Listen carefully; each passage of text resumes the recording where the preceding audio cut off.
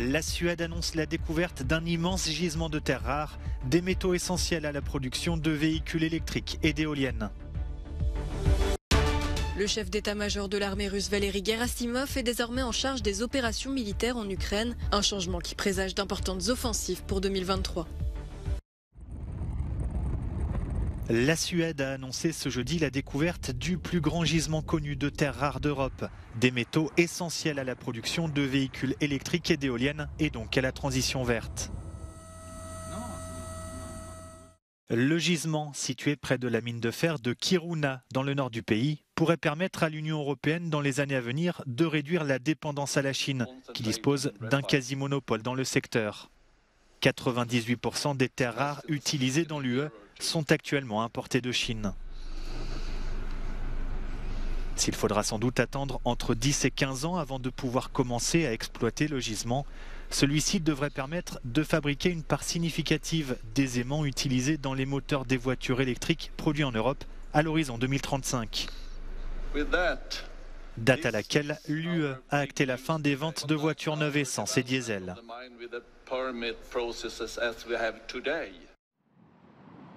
De l'uranium a été saisi par des gardes-frontières britanniques à l'aéroport d'Heathrow fin décembre.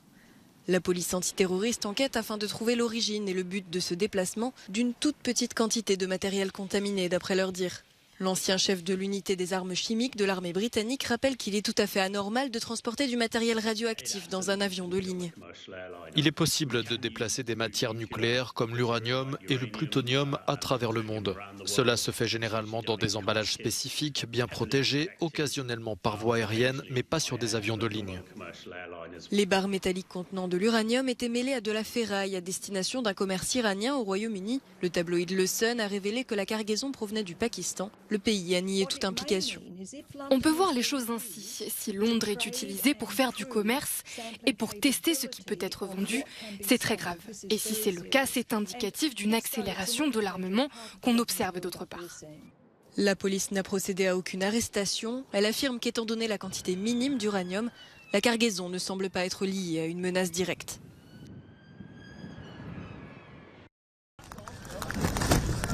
La police allemande a continué ce jeudi ses opérations pour tenter de déloger des militants écologistes dans l'ouest du pays.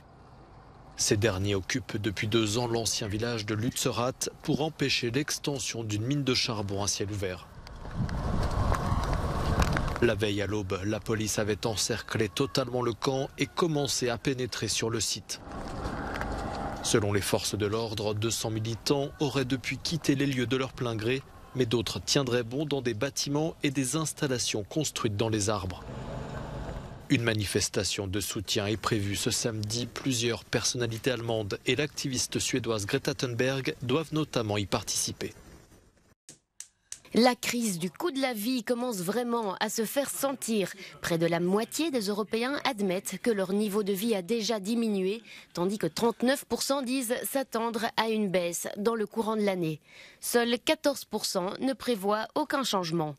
Ces résultats proviennent d'une édition spéciale de l'Eurobaromètre publiée jeudi matin par le Parlement européen. Le sondage parle d'une humeur polycrise, en référence aux crises qui se chevauchent et qui touchent l'Europe, notamment l'invasion de l'Ukraine par la Russie, la pénurie d'énergie et une inflation record. L'augmentation du coût de la vie est la principale préoccupation de 93% des citoyens européens, suivie par la pauvreté, le changement climatique, la guerre en Ukraine et le risque d'incidents nucléaires. 4 personnes interrogées sur 10 admettent avoir du mal à payer leurs factures mensuelles de temps en temps ou la plupart du temps. 74% des citoyens européens approuvent la réponse de l'Union européenne à la guerre et l'aide apportée à Kiev, contre 23% qui la désapprouvent. Malgré les difficultés économiques, le soutien à l'Ukraine est donc massif dans la plupart des États membres, en particulier dans les pays nordiques. Jugée coupable mais libérée, la présidente de l'Union des médecins de Turquie, Şebnem Korur Fincanci, a été condamnée mercredi à 2 ans et 8 mois de prison par un tribunal d'Istanbul pour propagande terroriste. Elle avait été arrêtée en octobre pour avoir réclamé une enquête sur l'utilisation supposée d'armes chimiques par l'armée turque dans le nord de l'Irak contre des combattants kurdes. Elle a dénoncé un procès politique dès sa sortie de prison. Il est de notre responsabilité à nous médecins et à ceux d'entre nous qui se battent pour les droits de l'homme de partager, quelle que soit la vérité, ce que nous avons vu. Et il est de votre responsabilité, les médias, de relayer cela au public, a-t-elle lancé, entourée de ses soutiens. La médecin, âgée de 63 ans, a accusé ses juges de trahir leur pays et le peuple turc pour leur propre bénéfice. Son avocate a annoncé faire appel. Ardente défenseur des droits, Şebnem Korur Fincanci a été notamment associée aux enquêtes de l'ONU sur les crimes commis en ex-Yougoslavie. Son arrestation en octobre avait déclenché de grandes manifestations à Istanbul. Des poursuites ont par ailleurs été engagées contre les 11 membres du comité exécutif de l'Union des médecins de Turquie pour appartenance à une organisation terroriste. Le président russe Vladimir Poutine a destitué le commandant-chef de son armée en Ukraine 3 mois seulement après sa nomination. Le chef d'état-major Valéry Gerasimov sera maintenant en charge des opérations. Il remplace Sergueï Sourovikine, l'homme qui a coordonné les récentes attaques sur les infrastructures d'énergie en Ukraine. D'après l'Institut pour l'étude de la guerre, la restructuration des forces militaires va dans le sens de futures opérations offensives. Et Valéry Gerasimov, qui a approuvé sans opposition la désastreuse opération militaire de la Russie en février 2022, a peu de chances de commencer à s'opposer au plan de Vladimir Poutine.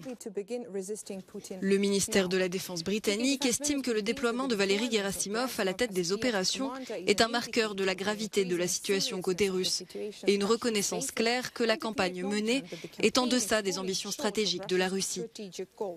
Sa nomination servira probablement à soutenir un effort militaire russe décisif en 2023 et en particulier la reprise des opérations offensives russes.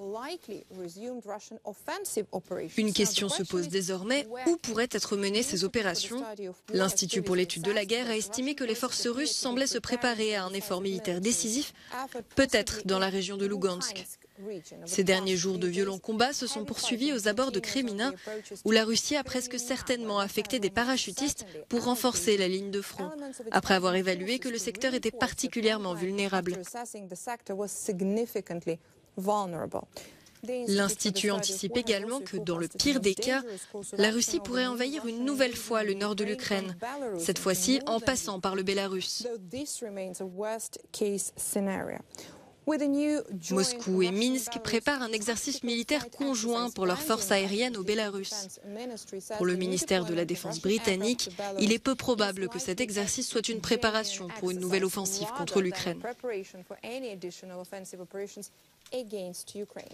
Bien que de nombreuses forces russes soient stationnées au Bélarus, elles sont principalement occupées à la formation. Il est peu probable qu'elles constituent une force offensive crédible.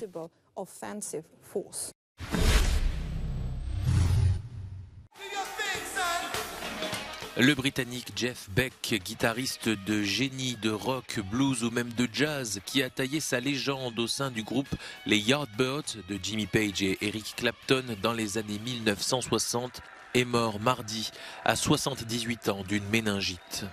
De Mick Jagger à Ozzy Osbourne en passant par Paul Young, les réactions se sont succédées pour rendre hommage à l'artiste considéré comme l'un des plus grands guitaristes du monde.